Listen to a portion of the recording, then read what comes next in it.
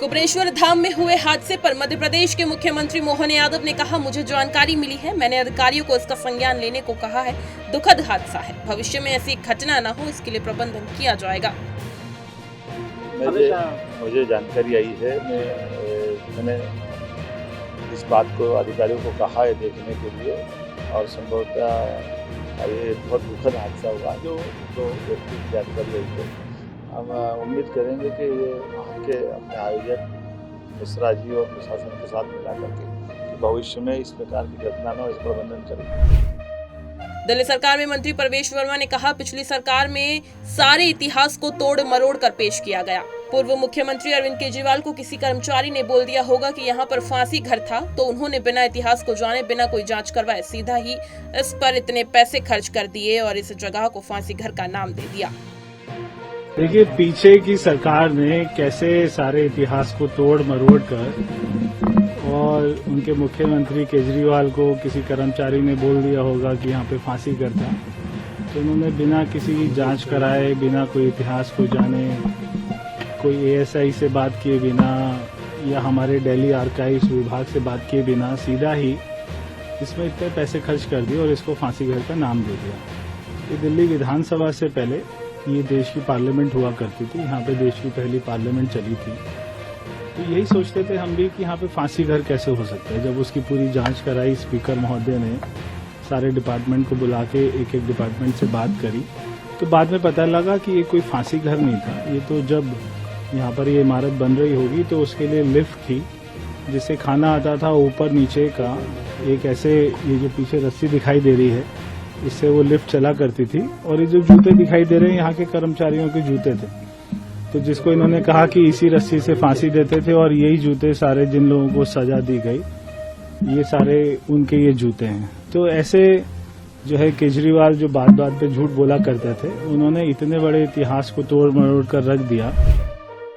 भिवानी में आगामी विधानसभा सत्र पर हरियाणा के पूर्व मुख्यमंत्री और कांग्रेस नेता भूपेंद्र हुड्डा ने कहा, किसानों के मुद्दे उठाएंगे, कानून व्यवस्था, महंगाई और बेरोजगारी के मुद्दे हैं। सरकार जब से आई है किसान को बर्बादी के कगार पे खड़ा करती, ना तो ये फसल की खरीद होती, एमएसपी भी नहीं मिलती, किसानों को दर से ठोकरें खानी पड़ती हैं, और ना कंपटीशन मिलता, और इंश्योरेंस में जो धांधलेबाजी हो रही है, जो लूटमारी है, प्रीमियम कई गुना ज्यादा जा रहा है, किसान को कंपनसेशन मिल रहा है। विधानसभा सत्र होने वाला, तो विधानसभा में क्या मुद्दे उठाएगी कांग्रेस? उठाएंगे, सारे किसान मुद्दे उठाएंगे, जो ये अपना कलेक्टर रेट बढ़ाया है, जो गरीब आदमी के लिए बहुत दिक्कत वाला काम किया है, सारे मुद्दे हैं। कानून व्यवस्था है और महंगाई है, बेरोजगारी है। सपा सांसद राजीव राय ने जम्मू कश्मीर के पूर्व राज्यपाल सत्यपाल मलिक के निधन पर कहा, किसानों के नेता थे, गांव के थे, गरीबों की बात करते थे, जमीन से जुड़े हुए नेता थे, बेबाक अंदाज के लिए जाने जाते थे और बहादुर इंसान थे। किसानों के नेता थे, गांव के थे, गरीबों की बात करते थे, जमीन से जुड़े हुए नेता थे, बेबाक अंदाज के जाने वाले और बहादुर इंसान थे। मैं व्यक्तिगत रूप से उनसे बहुत प्रभावित रहता था। उनका निश्चित रूप से अपूरणीय क्षति है। उनके परिवार को ये दुख सहने की शक्ति दे, और मेरे पार्टी की तरफ से विनम्र श्रद्धांजलि।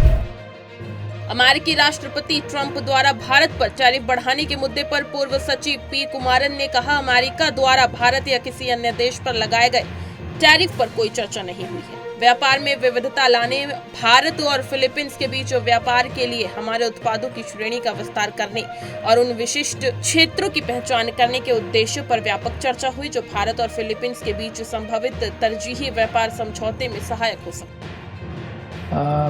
On Trump tariffs, there was no discussion on the tariffs imposed by the US on India or any other country. There was a broad discussion on the motivations to try and diversify trade, expand the range of our products for trading between India and the Philippines, and also to identify specific areas that can feed into a potential preferential trade agreement between India and the Philippines. The Philippines also supported our request to expedite the ITGA trade review, which we hope will conclude before the end of the year.